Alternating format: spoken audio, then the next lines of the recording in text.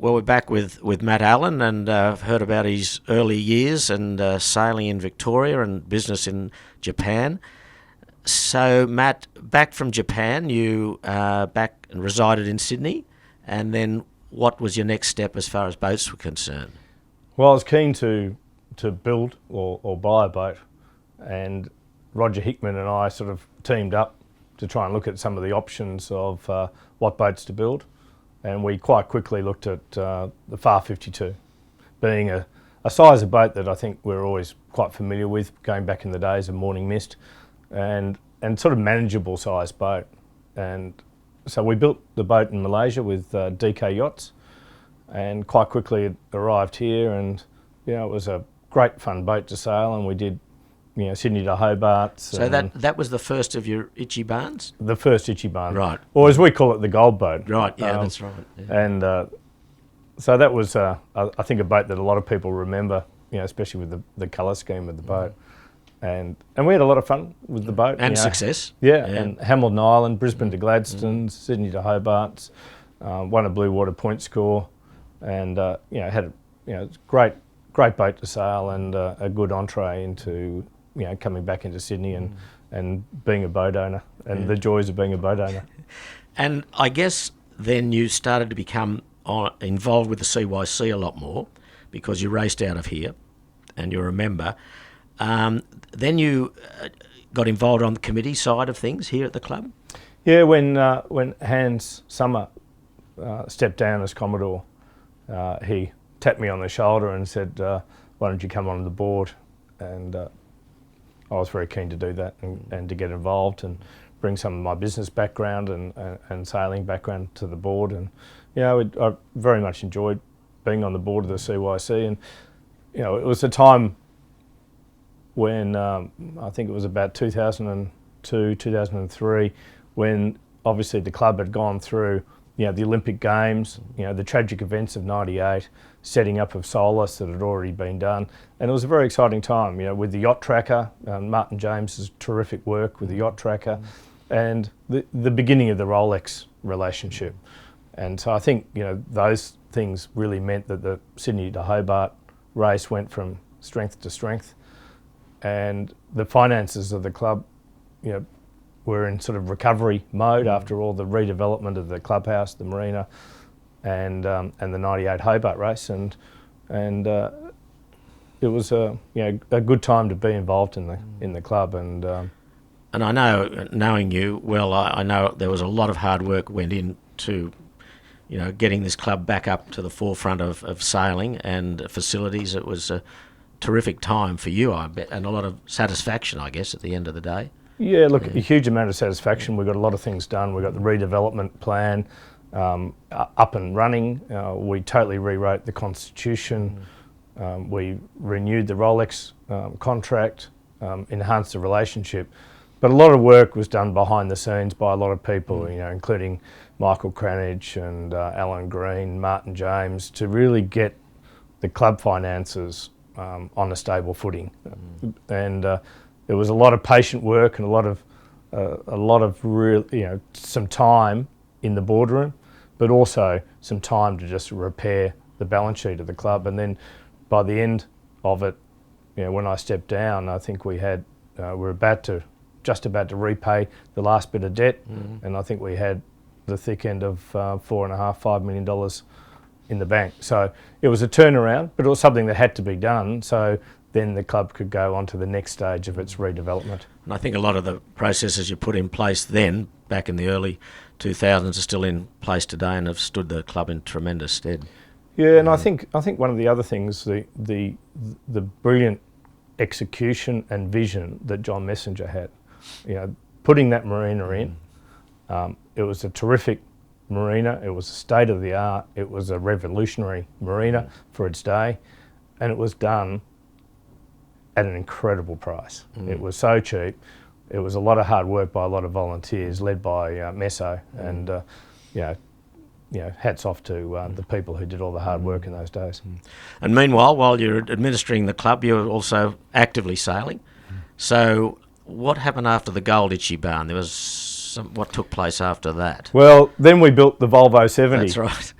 So to sail it around the world, and really the only genuine Australian entry in the history of the Volvo Ocean Race. And I think it's, even though it was underfunded campaign and the boat was sort of out-designed to some degree, at least we sort of tried to get... So what got you into that? Did Warrow talk you into it, or...? Yeah, it was sort of Warrow that talked me... This is Grant Warrington, yeah. Warrow talked me into it, but it was a bit of a vision to, let's try and put Australia into the Volvo Ocean Race. Obviously, lots of Australians were and still doing the Volvo Ocean Race. I think in the last couple of years, there's been more Australians than any other nationality in the race, but it's hard to put a campaign together from Australia in financial terms.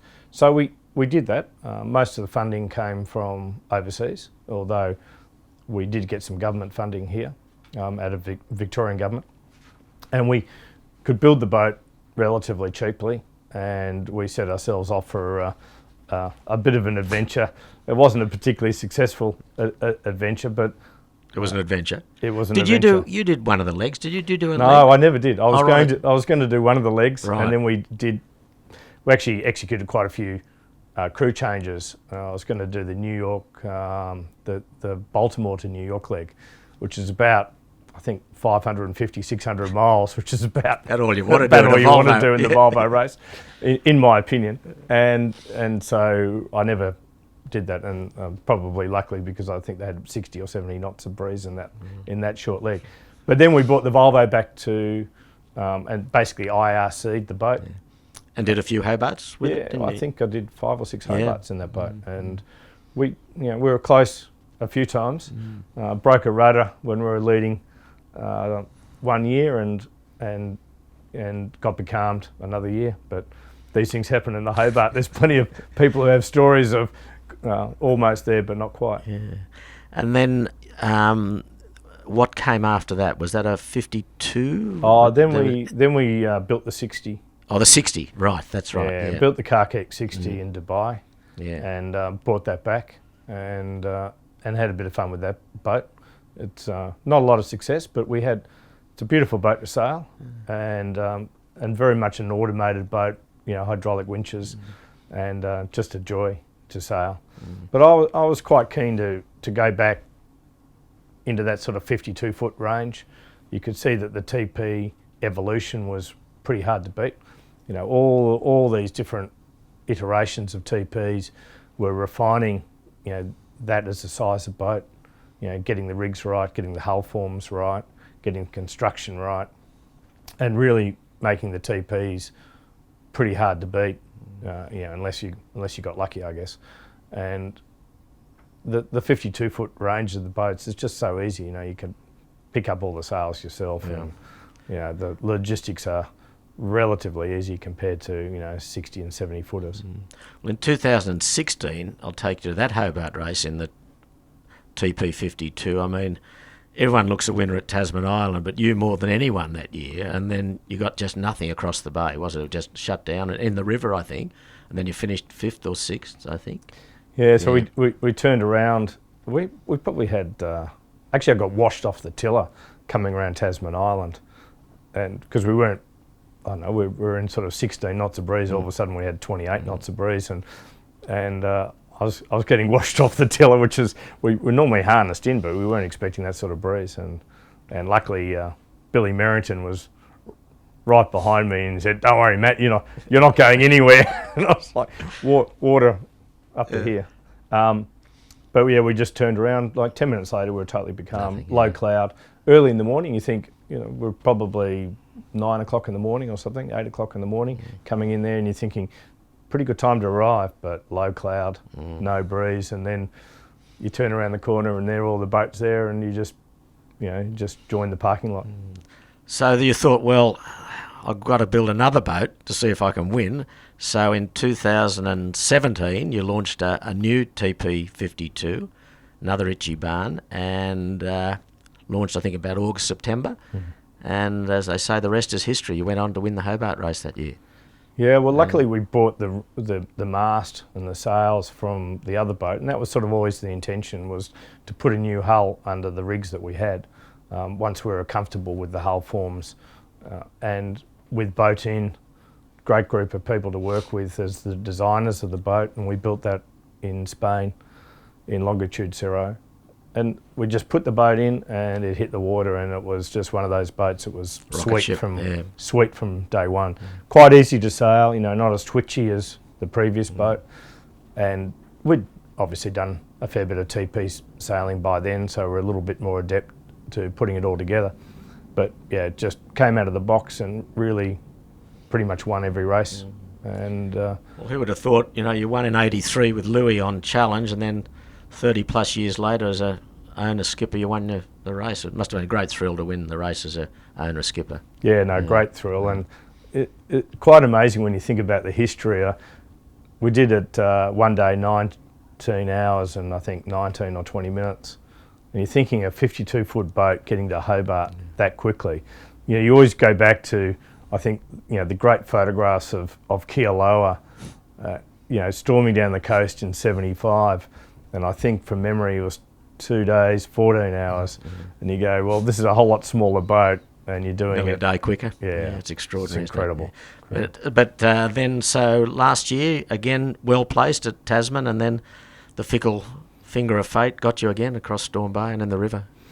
Yeah, well, looking good at Tasman Island, but they don't score it at Tasman Island. No. So yeah, no, we just came into a dying breeze again, and we were probably all right until about the iron pot, but the breeze was dying, and we all know what that feeling's like, and with a bit of outgoing tide, and you just rip up your ticket at some point. Yeah. But anyway, you're up for it this year again in the Rolex race, the 75th anniversary race. So that's great.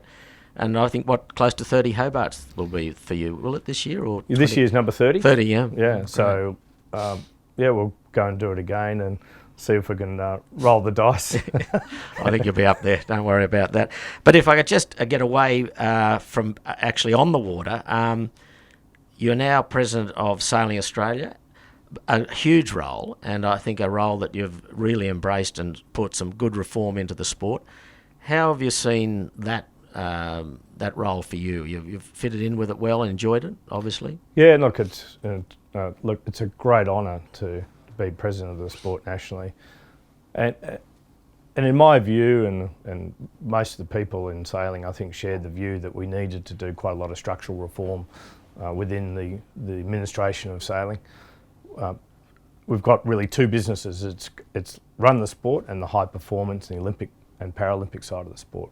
So really the structural reforms that we needed to do was to do a virtual merger, or what we called a one management change, which is something that we really came up with 5 years ago, after going around and actually just saying, we've got basically 9 organisations, we've got 9 accounting systems, we've got 9 websites, and we actually don't have a lot of financial resources, and why don't we just put it all together? And only about 45 staff. So we had 66 directors and 45 staff. So you can imagine the decision-making problems and the inefficiencies within the structure of sailing. So basically we got agreement, it took a while, but we got agreement to really put this all together. So agreement from the states to, all the states to merge and the clubs. Yeah. We wanted all the clubs on board. There are 345 clubs right around the country. 340 something all agreed to this, and we put basically the whole yachting and sailing administration of the country together under one management, one philosophy, and created more efficiencies for people, decision making, speed of decision making, better career opportunities for the staff involved, and that's really come on to the degree now that it's now federal government policy for all sports to take our reforms and implement them to varying degrees for their own sports. And triathlon have followed to some degree, golf has, basketball are looking at it, swimming's looking at it, cycling. So it's really, the changes that we designed in sailing are really being applied to virtually all the other Olympic sports to varying degrees. So it's a great template, really, great template for it. Yeah. And also, besides that, you're also last year appointed to the Australian Olympic Committee, which again I'm sure was a great honour for you, but a lot of work. And just take us forward. I mean, there's been a lot of conversation and, may I say, controversy about selection of boats for the next Olympics or ongoing Olympics, but also I know you're driving very hard to perhaps bring some form of ocean racing into the Olympics. Just talk to us about that, which would be a huge step. Yeah, no, I think it's a really interesting development of the sport, and really started off with the IOC's change to Agenda 2020, which is really hard coding gender balance at the Olympic Games. And that's gender balance in terms of numbers of athletes and medals available to both genders. So very important for the sport to understand that. And obviously it had big implications for sailing, because sailing didn't have gender balance at a medal or an athlete level. So we spent quite a lot of years after Gender 2020 was launched. So 2015, we were working with World Sailing to try and design how do we get sailing to the gender balance. It sounds easy, but it actually was quite complex. When you say working from Sailing Australia. Absolutely. Yeah. So Australian Sailing, Sarah Kenny and myself spent time in World Sailing meetings and working with the Fin Association, with New Zealand, Yachting New Zealand, US Sailing, and all the other M&As around the world to say, what are the options for how do we get gender balance? Do we try and bring in, a single-handed foiling boat for women to complement the fin? That's actually our original suggestion. But that really wasn't accepted by the Fin Association or many of the other M&As. So we ended up with quite a process that we ended up with the double-handed, so mixed offshore event. So this will be for Paris 2024. Mm-hmm. Paris 2024, the sailing will be out of Marseille. So we've got this unique opportunity to actually have an event at the Olympic Games that not only is offshore sailing, but is actually offshore sailing probably over 2 nights, so through the course of 3 days. And so they'll be actually sailing through the whole night. So the time zones of the world, the only live sport that you'll be able to watch will be offshore sailing, because the Olympic Games normally shuts down at midnight and starts again in the morning, but they'll be sailing through the night. So we were going to showcase this in Tokyo originally, and this is where the idea came from. And it's an idea that's very much come from Stan Honey and Gary Jobson and myself, and have been pushing this as part of the Oceanic and Offshore Committee of World Sailing. It's been embraced very much by OBS, which is the broadcasting service for the Olympics, as a unique opportunity to have something live through the course of the night. But obviously with the graphics that we now use in sailing and the yacht trackers, onboard cameras, the whole world can be looking in on what's happening. So, a male and a female, 2 nights, 3 days, in a around about a 30-foot boat, and the equipment's yet to be decided. Foiling? No, I don't think it'll be foiling. Right. I think it'll be more a traditional keel boat that will not require too much training to learn how to sail.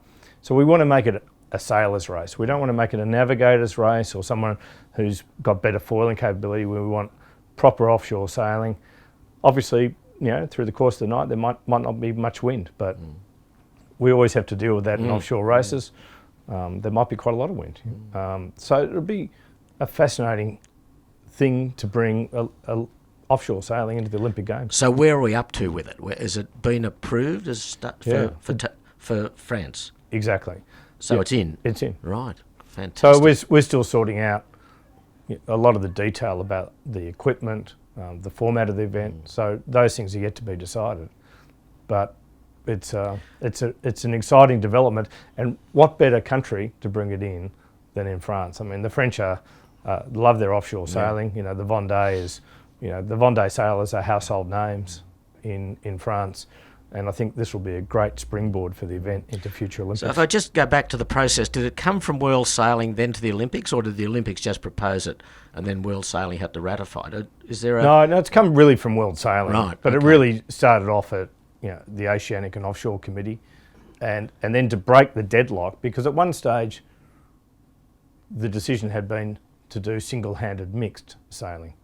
Now, we asked the question in one of the council meetings, could somebody please explain what single-handed mixed sailing is? No one really does any single-handed mix. It was essentially the only example that we could think of is putting men and women into 2.4s.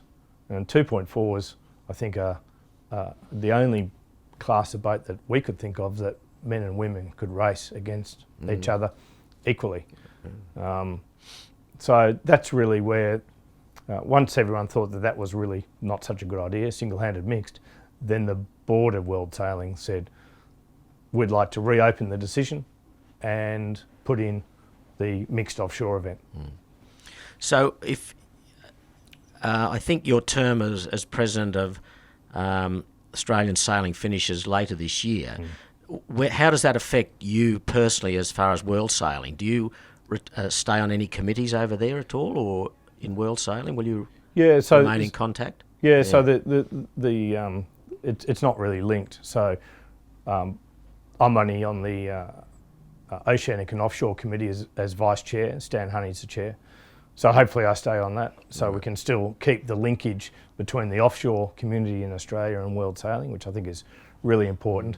And also, that committee is the final approval of special regulations. So any special regulations changes that are happening anywhere in the world come to that committee for final approval. So that's important linkage, with the CYC and the whole offshore community.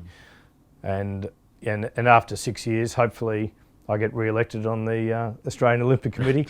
Time will tell in 2021. I know a few people there. I might put a good word in for you. But in finishing up, Matt, I'd just take you back perhaps more to the CYC and ocean racing. What do you see is the future of ocean racing? I mean, foiling is now such a big part of skiffs, and we see in Europe yachts foiling. And what do you see the future of ocean racing in the next couple of years?